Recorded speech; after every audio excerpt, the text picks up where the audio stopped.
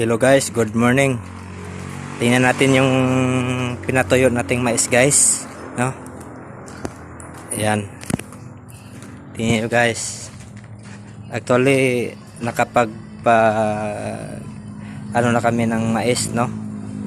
So may bigas na mais guys, no? Ayan. So marami to guys, no? Doon pa sa kabila, no?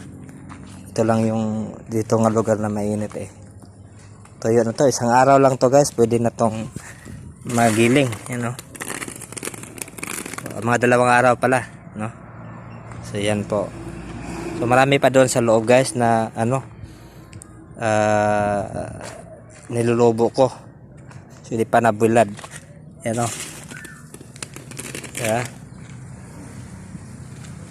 Kailangan to yung tuyo to guys para maganda yung bigas niya. Yan, nakapag 2 sako na guys yung ano ko, no? Yung napagaling namin, 2 sako na. So may bigas na tayong 2 sako guys. So ito naman next, no? Pag matuyo na to yung mga kasamahan niya. Pero marami pa akong anuhin, no?